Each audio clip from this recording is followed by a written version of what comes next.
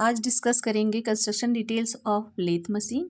Lathe machine के में कौन कौन से पार्ट्स होती है और वो पार्ट्स क्या क्या है, सभी बातें लेथ मशीन के पार्ट्स के कंस्ट्रक्शन और उसकी डिटेल्स के बारे में बात करेंगे। तो सबसे पहले हमारे पास लेथ मशीन की लेग्स होती है जो सबसे बॉटम में होती है और हमारे नीचे फ्लोर के साथ कनेक्ट होती है, बोल्टेड होती है। यह जो लेग्स है कास्टिंग के थ्रू बनाई जाती है और ये कास्ट आयरन की बनी होती है, क्योंकि जो कास्ट आयरन है वो हाई कंप्रेसिव स्ट्रेंथ होती है और उसकी और गुड वेयर रेजिस्टेंस भी होती है। तो हमको इसको कास्ट आयरन के साथ कास्टिंग के थ्रू बनाते हैं। इन लेग्स के ऊपर पूरा वेट लेथ मशीन का होता है। तो यह जो लेग्स है काफ़ी इंपॉर्टेंट पार्ट्स होती हैं हमारी लेथ मशीन का।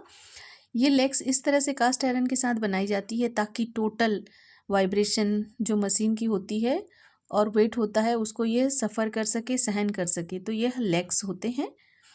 बेसिक जो बॉटम पार्ट्स है हमारी लेथ मशीन का, इनके ऊपर होती है ट्रे। जो ये ट्रे होती है यह क्या काम करती है, यह ट्रे हमारा चिप्स कलेक्ट करने का काम करती है। चिप्स क्या होते हैं, चिप्स हमारे जब हम लेथ मशीन के ऊपर वर्क करते हैं, टर्निंग प्रोसेस करते हैं, टेपर टर्निंग करते हैं, फेसिंग करते हैं और कुछ भी हम प्रोसेस करते हैं, तो उससे जो मटेरियल रिमूव होता है उन मटेरियल को हम बोलते हैं चिप्स। वह बहुत ही गर्म होते हैं, जब निकलते हैं तो उनको कलेक्ट करने का काम करता है यह ट्रे। इस ट्रे में हमारा चिप्स को बिखरने से रोकती है और एक जगह उसको कलेक्ट कर लेती है। फिर आता है हमारा बेड। यह बेड है, बेड हमारा लेथ मशीन का बेड होता है। स्पेसिफिकेशन, इस बेड को चूज़ किया जाता है हमें लेथ मशीन पर क्या, और उसके अकॉर्डिंग यह जो बेड है लेथ मशीन का यह चूज़ किया जाता है। यह जो लेथ मशीन के बेड होता है यह कास्ट आयरन से बना होता है, क्योंकि इसकी high wear resistance, high compressive strength है, तो इसलिए हम इसे कास्ट आयरन का चूज़ करते हैं। यह भी कास्टिंग के थ्रू ही बनता है। सिंगल कास्टिंग के दौरान ही हम इसका एक पूरा पीस तैयार करते हैं। अगर हमारी बड़ी लेथ मशीन है तो उसके दो या दो से ज़्यादा उनको बाद में बोल्ट कर लिया जाता है, लेकिन जो जनरली छोटे लेथ मशीन होते हैं उसको एक ही ऑपरेशन में कास्टिंग के थ्रू बनाया जाता है। ये पूरा एक ही पीस होता है। इस बेड के पास यहाँ पे हमारा होता है फीड बॉक्स। फीड बॉक्स हमारा दो चीज़ों से कनेक्ट होता है। एक तो हमारा फीड रॉड लीड स्क्रू है और एक फीड रॉड है। यह जो रॉड है थ्रेडेड रॉड है, इसको हम लीड स्क्रू बोलते हैं। इसके ऊपर थ्रेड कटे होते हैं और जो ये नीचे है यह हमारी सिलेंड्रिकल रॉड होती है। सिलेंड्रिकल रॉड हम इसको फीड रॉड बोलते हैं। ये दोनों ही हमारे एक साथ वर्क करते हैं और कैरीज को संभालते हैं। कैरीज हमारा जो टूल को मूवमेंट देता है आगे पीछे, तो यह दोनों हमारे फीड करने के काम आती है टूल को चक की तरफ। यहाँ पे हमारा लेफ्ट साइड में है हेड स्टॉक। हेड स्टॉक क्या होता है, हेड स्टॉक के अंदर सारी गियर अरेंजमेंट होती है। जो भी हमारा गियर है, चाहे वह फ्रंट गियर हो, चाहे वह बैक गियर हो, चाहे कोई भी पुली हो, या सारा गियर अरेंजमेंट इस हेड स्टॉक के अंदर होता है। यहाँ पे हमारे पास एक लीवर होता है ड्राइविंग क्लच का। यह जो ड्राइविंग क्लच का लीवर है यह हमारा गियर्स और स्पिंडल के साथ इंगेज और डिसएंगेज करने के काम आता है। यह क्लच है। क्लच हमारा इंगेज करता है और डिसएंगेज भी करता है मोशन को स्टार्टिंग में। यह इसको डिसएंगेज रखता है मोशन के साथ, और जब हमें रिक्वायरमेंट होती है तो यह क्लच उसे इंगेज कर देता है स्पिंडल के साथ, और स्पिंडल हमारा रोटेट करता है, स्टार्ट कर देता है। यह है स्पिंडल और यह है चक।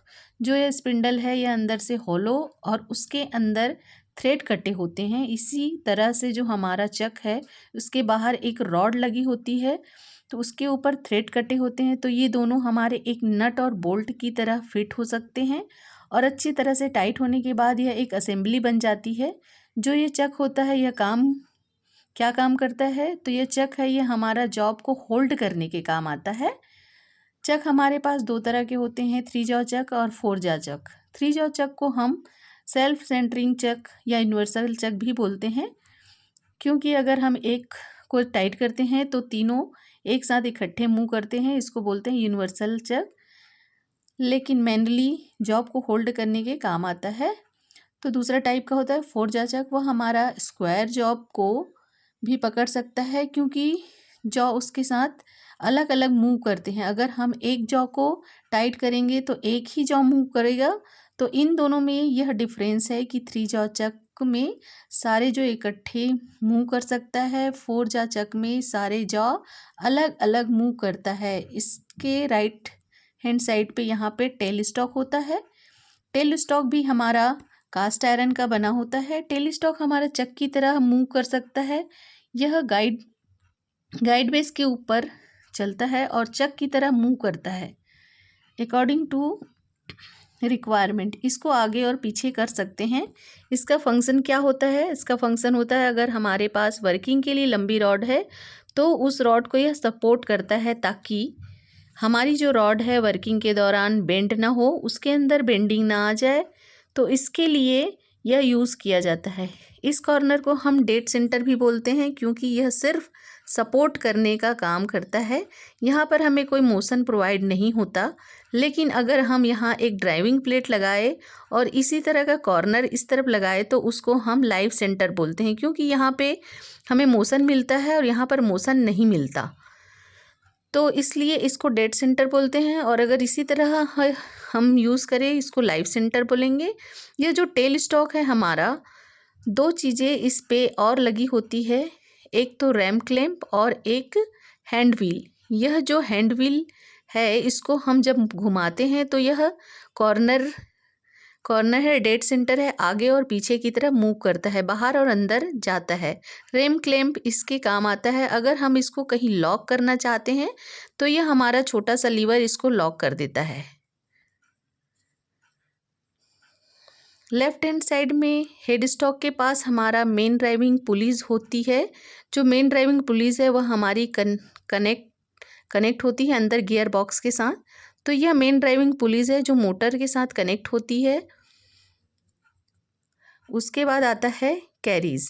यह है कैरीज। जो कैरीज है हमारा 5 चीज़ों का बना होता है।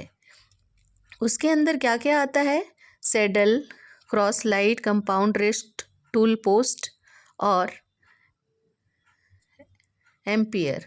यह पांचों चीज़ें मिलकर हमारा कैरीज बनाती है। कैरीज के ऊपर एक हैंड व्हील होता है जो हमारे कैरीज को आगे पीछे की तरह मूव करवाता है।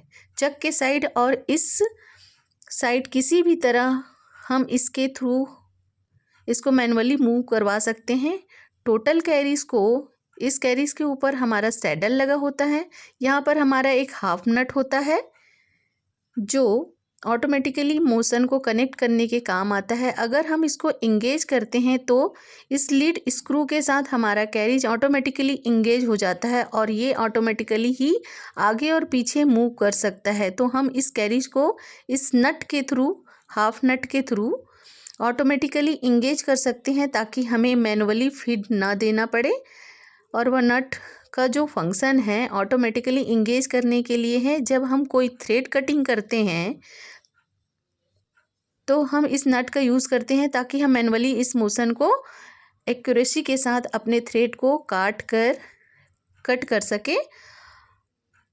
स्क्रू कटिंग इंगेज भी इसको हम बोलते हैं। यहाँ पर क्रॉस लाइट पे सैडल के ऊपर हमारी क्रॉस लाइट लगी होती है। सैडल हमारा गाइड वेज के ऊपर होता है जो आगे और पीछे मूव करता है। इसके ऊपर हमारा क्रॉस लाइट लगी होती है। क्रॉस लाइट क्या है?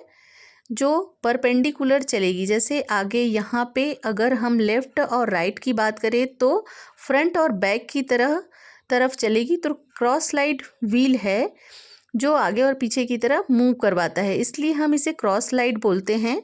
तो ये हमारी क्रॉस लाइट होती है। क्रॉस लाइट के ऊपर हमारी होती है कंपाउंड रेस्ट। ये है कंपाउंड रेस्ट। कंपाउंड रेस्ट क्या काम करती है? वह टूल पोस्ट है जो हमारी उसको सपोर्ट करती है और इस कंपाउंड रेस्ट को हम किसी भी एंगल पर घुमा सकते हैं। जब हम टेपर टर्निंग करते हैं तो हम इस कंपाउंड स्लाइड का यूज़ करते हैं एंगल पे। इसको घुमाने के साथ कंपाउंड स्लाइड यूज़ करते हैं। जब कंपाउंड स्लाइड के साथ होती है तो टूल टूल पोस्ट क्या है? इसके ऊपर हम सिंगल पॉइंट कटिंग टूल को टाइट करते हैं, वो है टूल पोस्ट। तो इस टूल पोस्ट के अंदर हम अपने टूल को टाइट कर सकते हैं। और लास्ट में है एप्रन। इस सारे को हम एप्रन बोलते हैं, ताकि जो हमारी मूवमेंट है ऑपरेटर इसकी पहुंच में नहीं पहुंच पाता है, तो इसको हम एक तरह का कवर मानते हैं, उसको हम एप्रन बोल देते हैं। हमारी लेथ मशीन के जो है updated video, thank you very much. ये है construction detail of lathe machine के सारे parts. Thank you for watching. Like से